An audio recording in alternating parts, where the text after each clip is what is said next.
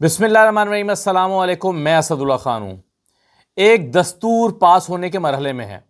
Senate में बहस हो रही है, सियासी जमातों में बहस हो रही है, इशाइये खाए जा रहे हैं, नाश्तों की दावत दी जा रही है एक नया दस्तूर बनाने के लिए।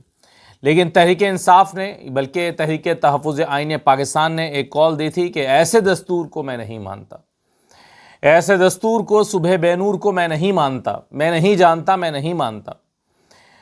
तो उस पर कॉल दी गई थी कि आप नारा लगाइए, अपने घर की छत पर खड़े हो जाइए, कमरे में बैठकर कर दीजिए, सड़क पर निकल आइए, जहां आसानी है गली में खड़े हो जाइए और अकेले नारा लगाइए या दोस्तों के साथ मिलकर लगाइए।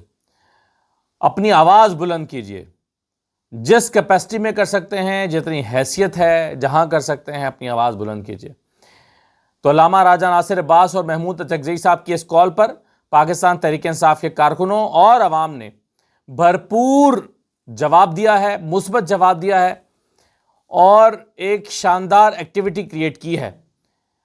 देखिए, जब आपके पास रास्ते महदूद रह जाएं, आप सड़कों पर निकल कर एहतजाज ना कर सकते हों, आपको गिरफ्तारी का ख़तरा हो, मुकदमेबाजी का ख़तरा हो, आपको डर हो कि आपको उठाकर जेल में डाल दिया जाएगा और फिर आपका कोई पुरसान हाल नहीं होगा, जब लाकानूनियत एक हद से ज़्यादा बढ़ जाए तो फिर आपको नए रास्ते तलाश करना पड़ते हैं।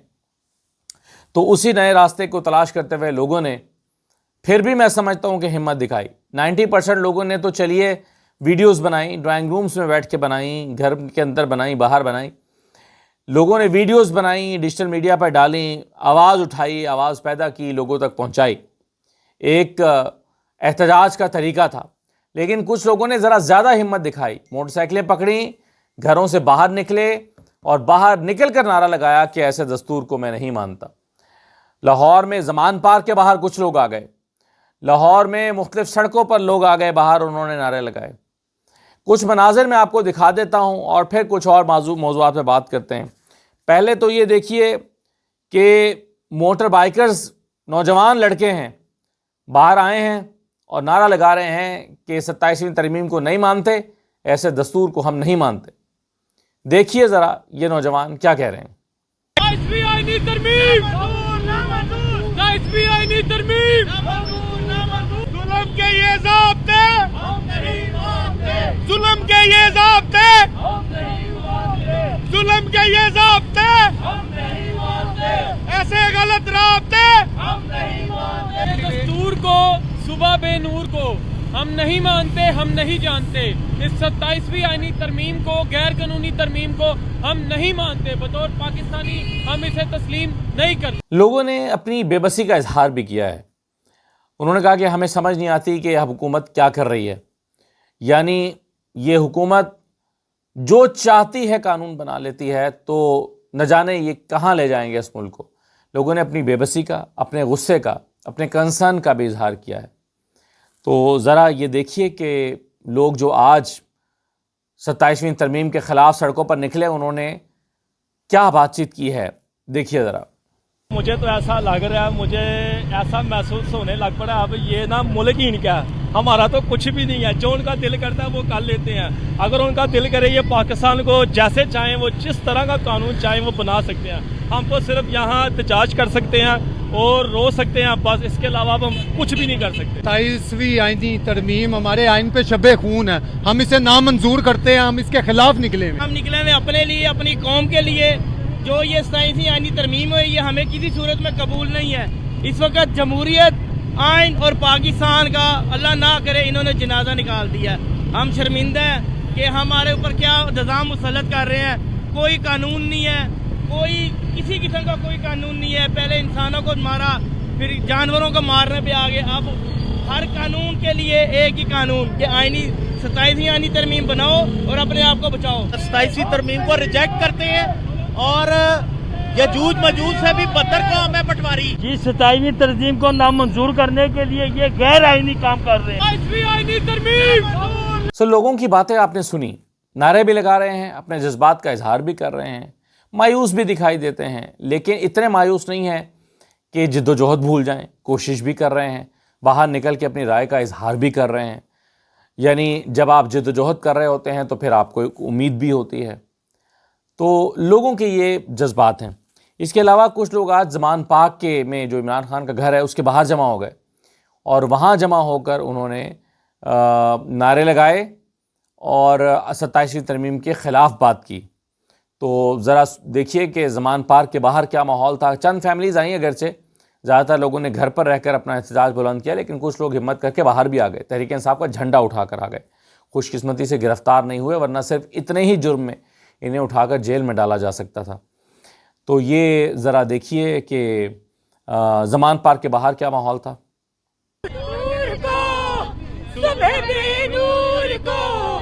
ہم نہیں مانتے، ہم نہیں جانتے کہ عقل کرے. سدا بادشاہی صرف اللہ کی ہے. آپ جو بادشاہ بننا چاہتے ہیں تو آپ نے جس سے پنگا لیا ہے نا، اب وہ آپ کو بتائے. ہم نے قائد اعظم نے جو عوام کی طاقت سے اس ملک کو حاصل کیا تھا، نہ کہ فوج کی طاقت سے. یہ عوام کا ملک ہے. عوام کے ملک پہ اگر آپ قابض ہونا چاہیں گے تو یہ عوام اس کو مسترد کرتے. اسی طرح سے علامہ راجہ ناصر عباس صاحب نے اپنے اسٹوڈنٹس کے ساتھ، اپنے ساتھیوں کے ساتھ، دوستوں کے ساتھ کھڑے ہو کر نعرے لگائے اور بہت جذباتی انداز میں. آپ کو یاد ہوگا کہ جب پچھلی مرتبہ اذان مشن ہوا تھا اس میں بھی جس طرح سے انہوں نے اذان دی تھی علامہ راجہ ناصر عباس نے، اس کو اگر کوئی کمپٹیشن ہوتا تو شاید وہ نمبر 1 ہوتی.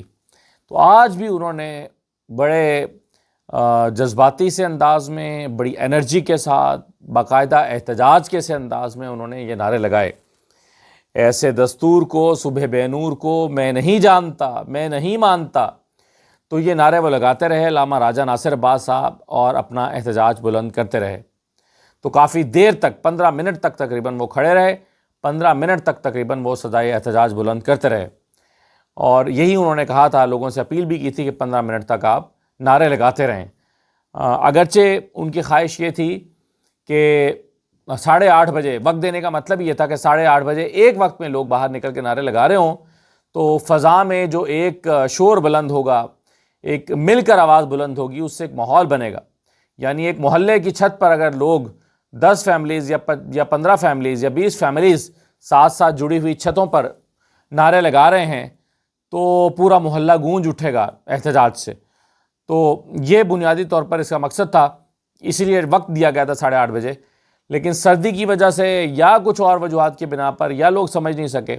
اگرچہ یہ اس نوعیت کا ماحول تو نہیں بنایا جا سکا جس نوعیت کا شاید توقع کی جا رہی تھی یا خواہش کی جا رہی تھی، لیکن پھر بھی لوگوں نے، انڈیویجولز نے اپنے اپنے طور پر یہ پیغامات ریکارڈ کیے اور اس کو ڈیجیٹل میڈیا پر ڈالا، اپنی اپنی اسپیس میں ڈالا، اپنی اپنی پلیس پہ، اپنی والز پہ، اپنی فیس بک پہ. تو لوگوں نے جہاں جہاں، ٹک ٹاک پہ، تو جہاں جہاں ان کی پریزنس ہے وہاں پر انہوں نے اپنا احتجاج بلند کیا. لیکن شاید توقع یہ تھی علامہ راجہ ناصر عباس کی کہ 8:30 بجیں گے، پورے 8:30 پر لوگ چھتوں پر جائیں گے اور ایک وقت میں گونج پیدا کریں گے. اور ایک وقت میں ظاہر ہے جب اب ایک جیسی چیز سب لوگ کر رہے ہوتے ہیں تو اس کا ایک زیادہ امپیکٹ کریٹ ہوتا ہے. آپ کو یاد ہوگا کہ جلسے میں جب کھڑے ہو کے کہا جاتا تھا موبائل کی لائٹ جلائیں، تو کوئی ایک بندہ لائٹ جلائے گا یا 2 بندے لائٹ جلائیں گے تو اس سے اس کے والیوم کا اندازہ نہیں ہوتا. لیکن جب سب لوگ اپنے موبائلوں کی لائٹیں آن کرتے ہیں تو اس سے پتہ چلتا ہے کہ کتنی بڑی تعداد میں لوگ یہاں پر جمع ہیں. تو شاید ایک وقت میں اور ایک ہی جیسے سلوگنز لگانا، اس کا ایک امپیکٹ ہو سکتا تھا اگر 8:30 بجے ایک ہی وقت میں لوگ سب کرتے. لیکن بہرحال پھر بھی لوگوں نے اپنی آواز تو بلند کی. اس کے علاوہ سیمابیہ طاہر ہیں، انہوں نے بھی ایک جگہ پر اپنے ساتھیوں کے ساتھ عمران خان کی رہائی، 27ویں ترمیم کے خلاف اور اس دستور کے جو ایک نیا دستور بنا ہے، اس دستور کے کو جس طرح سے جو ہے وہ انہوں نے نعرے لگائے ہیں، ذرا اس کو بھی آپ دیکھ لیجئے.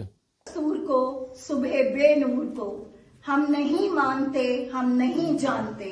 جمہوریت زندہ باد، جمہوریت مرد آباد، جمہوریت زندہ باد، جمہوریت مرد آباد. رہا کرو، رہا کرو، خان کو رہا کرو، رہا کرو، رہا کرو، خان کو رہا کرو. شرم کرو، حیا کرو، خان کو رہا کرو. اسیران جمہوریت کو رہا کرو، رہا کرو. اسیران جمہوریت کو رہا کرو، رہا کرو. میرے کپتان کو رہا کرو، رہا کرو. عمران خان کو رہا کرو، رہا کرو.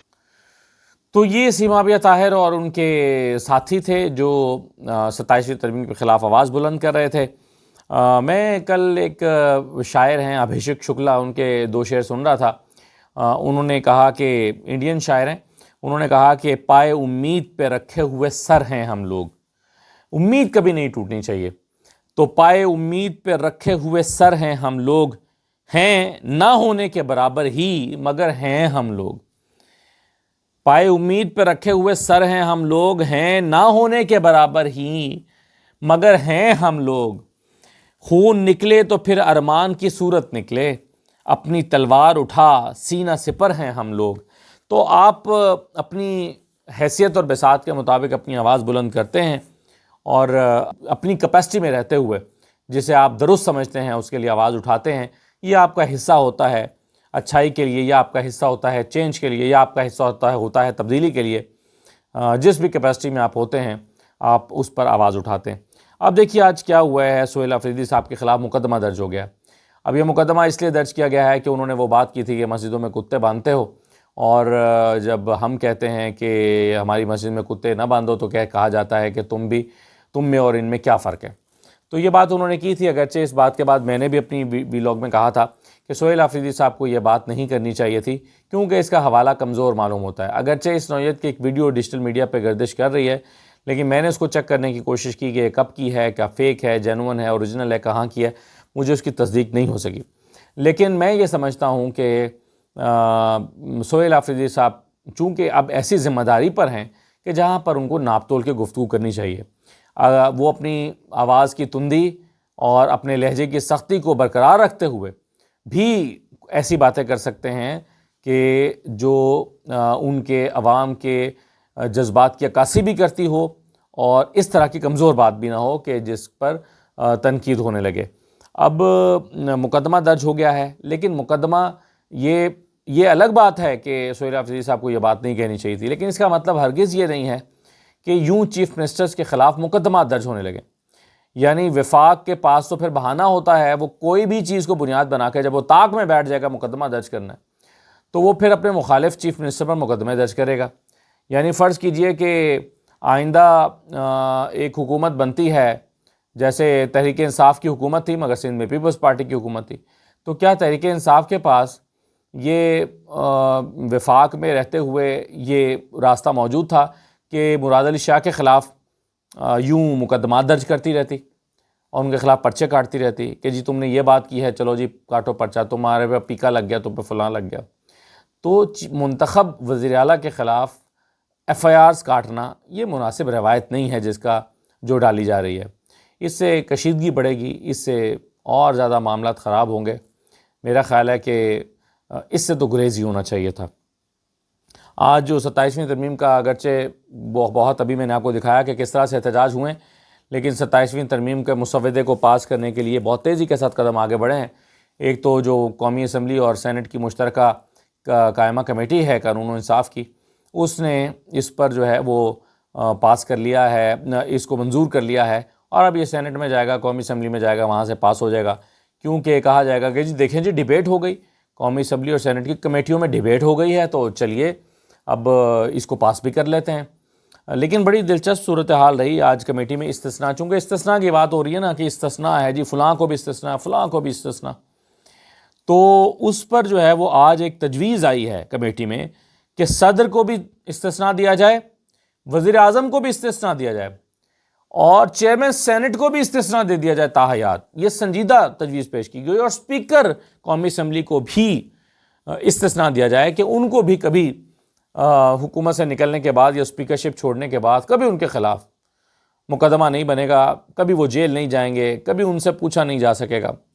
یعنی یہ تو لائسنس ٹو کل ہے، آپ جو چاہیں کریں، آپ کو امیونٹی حاصل ہے، تو آپ کسی کو اس طرح کا لائسنس کیسے دے سکتے ہیں؟ خیر، جو اسپیکر قومی اسمبلی تھے یا صادق، ان کے سٹاف نے جب ان کو بتایا تو انہوں نے تو پیغام بھیجا کہ بھائی میں اس طرح کی امیونٹی لینا نہیں چاہتا۔ لیکن چیئرمین سینٹ کے لیے بھی ڈسکس ہوا ہے، کیونکہ ان پر بھی مقدمات کی بھرمار رہی ہے ماضی میں، کرپشن کی بھی، جیلیں بھی کاٹی ہیں انہوں نے، اور پھر ایک ہار کا معاملہ بھی تھا، ان کی اہلیہ کا نے جو سیلاب زدگان کے لیے آنے والا ہار ان کی اہلیہ نے خود رکھ لیا تھا کہ یار یہ تو زبردست ہار ہے۔ تو یوسف رضا گیلانی کے لیے بھی امیونٹی کی بات ہوئی ہے. تو میں نے کل بھی کہا تھا نا کہ گنگا بہہ رہی ہے, سب ہاتھ دھو رہے ہیں, تو چلو ہم بھی اسنان کر لیتے ہیں. اسی طرح کی بات سوچی جا رہی ہے. وزیر اعظم نے آج عشائیہ دیا ہے, کھانے پہ بلایا تمام اتحادی جماعتوں کے اور اپنی جماعت کے سینیٹرز کو, اور کل صبح ناشتے پہ بھی بلایا ہے کہ کل صبح ناشتہ بھی کریں ہمارے ساتھ آ کے. تو دیکھیں, جب آؤ بھگت شروع ہو گئی ہے, ووٹ چاہیے ہوتا ہے تو آؤ بھگت شروع ہو جاتی ہے. تو اسی طرح کی آؤ بھگت ہو رہی ہے. ANP نے بھی آج تھوڑا سا نخرہ دکھایا. ANP نے کہا کہ ہماری بھی ایک ترمیم تھی, اس کو نہیں پاس کر رہے. پھر ان کو ایک فون آیا, وہ مان بھی گئے, ڈنر میں آ بھی گئے. تو یہ حیثیت ہے جناب ہمارے پارلیمنٹیرینز کی. اجازت دیجیے, اللہ حافظ.